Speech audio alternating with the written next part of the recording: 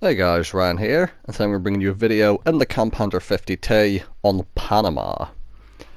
Now, it's going to be quite a good game in the sense that I think I played it quite well. I made some pretty good decisions in this one. Some bad ones as well, but some particularly good ones worth talking about. It's a very heavy tier 10 game with 3 tier 9s in each team, and our 3 tier 9s are me, Athena, and Spandex. I'm in Commander 50T, Athena's in the T54, and Spandex is in the T54 Lightweight. Now, Panama just being Westfield, what I'm going to do initially is I've decided, you can see me looking right now, between going to fight the ridge line on the 2-3 line and going to the kind of spotting location in the middle of the map. And I've decided I'm going to go to the spotting location. I'm in a medium tank after all, I do have the view range for it. And there's only one light tank on the enemy team. Spandex is going up ahead in his light tank trying to get some initial spots. And initially what this game's going to be about is looking at the map and more important looking at the position of teammates. Conway's keeping himself exposed even though he's spotted. I get a nice shot into his turret. Bit of a low roll, but you know, I'll take it. Now the light tanks come all the way around, and I'm already getting spotted because they've got quite a few tanks over there with the convoy, including the chieftain. As well as that, when I open the map, you'll see that a majority of our team are kind of like 1, 2, 3, 4 line heading to that ridge. So I've decided I want to retreat because if I get spotted, I'm a bigger target and not quite as mobile as a light tank. And 2, I don't want to get flanked because I know there's a chieftain on the other side as well. The other part about this is that I don't need to risk my hit points to spot. It's good for getting a better result, but Spandex is here. He's in a light tank. I can let him spot. That means I can shoot from a safer position and potentially get more damage, and Spandex gets more assistance. So it kind of benefits to both of us for me to let him spot initially. So I'm going to try and find a better position to use this thing's excellent gun. 0.33 accuracy, nice shell velocity, excellent penetration. I thought the light tank was going to pop out, was keep reversing and come in front of my gun there, so I stopped aim, however it doesn't. And what I've decided is I'm off to go join Spandex in the centre of this little open field here, the snipe across the Y. Athena's at the opposite side of the map trying to hold it. And as we come over here, 2 British Heavies. Chieftain and an FE215B. I fire a blind shot at the Chieftain, I only get a crit hit, so that's probably just a bit of tracking damage. And now, FE215B. The best British Heavy in my opinion, but gets set on fire a lot. I hit his tracks, but don't pan him. Thankfully his AP starts bounces off me, and I'm going to try and set him on fire. Because that's what you do in FE215B. I put one shot in, no fire. Quite surprising, bit of a shame. Second shot in, no fire, and at this point I'm thinking, is an FE215B actually going to make it through a game without getting set on fire? This is kind of nuts.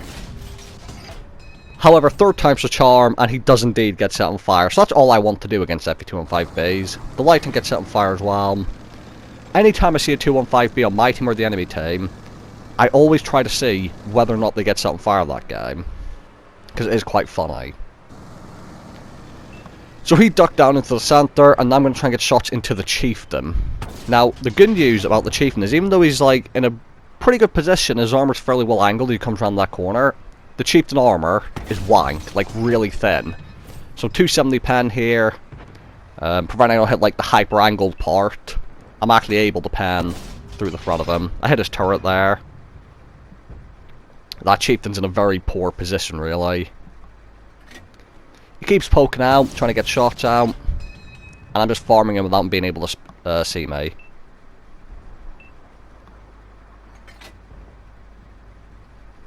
And this is what I mean by allowing Spandex to spot for me, and I'll just snipe. Thought I could hit the rear turret shot on the back of that Chieftain. Unfortunately, wasn't able to work. Spandex got for another spot and run. And actually nails the FE215B on the move. So knowing he's gone is very good because of a very nice gun and very good view range. He could outspot me when I went over. And I want to go for that Leopard in front of me, but again, knowing that the Chieftain at the opposite side, I kind of want to deal with him first. So I'm asking Spandex if he could potentially go see him. However, it turns out the Chieftain is committing to our friendly tank over there. And between us, we're actually going to be able to pick him off. And now, I've decided I want to ram the Leopard 1. However, Spandex also decides he wants to ram the Leopard 1. And as we're going down, I realise Spandex is going to get there first, so I'm just going to be a bit petty here and take the kill. We all know I love ramming, and I'm not letting someone else take my ram.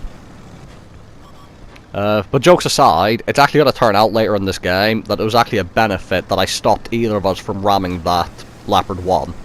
And I'll explain what I mean when we get to that point in the game.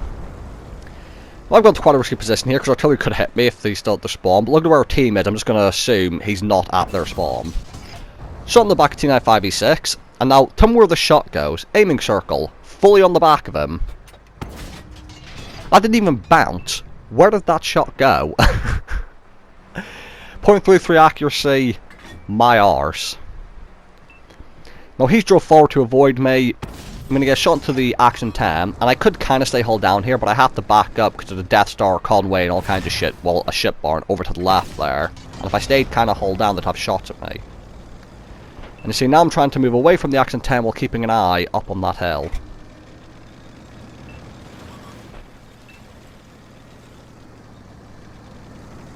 And you'll just see that my camera view keeps flicking to the hill, because the Action 10 is kind of not as important of a threat now.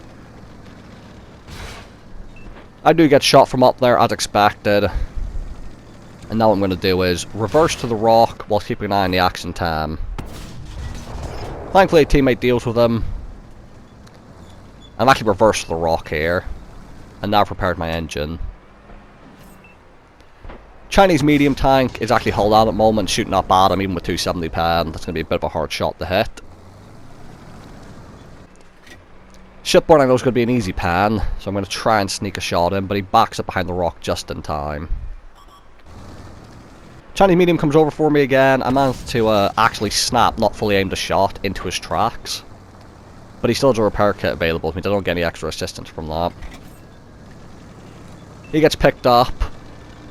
And now, I'm going to climb up the hill to do some spotting. So I've been kind of leaving Spandex do most of the spotting in this game. Which, as I said, is mutually beneficial. He gets more assistance, I can get more damage from a safer location without having to risk all my hit points. But we're coming to kind of the end game now. I did beware though, because there are two Andre the Giants. However, I know where my team is on the map and what direction they can shoot from. So what's going to happen is, I'm going to climb up here, I know where the convoy is, I see the Andre the Giant. Now the issue is they do have a bit of a crossfire on me if I was to come up here, because I want to jump up and shoot the Andre in the back, but it's not going to happen. There's his body. And now something really useful is going to happen, he's going to commit to me, which is a mistake, because what's going to happen is, as he comes round, I'm going to drive forward, and if he turns to me, he's going to expose his side to my team. And as you can see, multiple shots come in.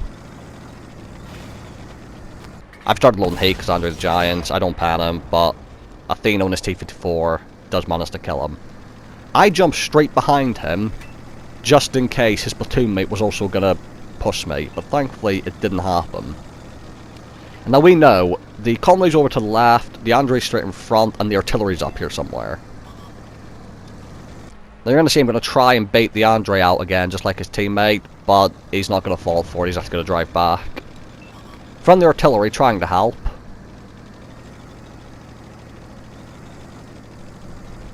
Spandex coming up around the other side, does spot the artillery. Now I can't actually spot the convoy. Finally gets spotted. Bit of a risky shot, that, just tried to snap it in, I wasn't really expecting to hit. And now I really want to push forward for the Andre, but as I said, this is where the enemy's having a crossfire sucks. Now, possibly what I could have done is relocate over to my left on the screen there and drive all the way around for the convoy. That could have been something I could have done.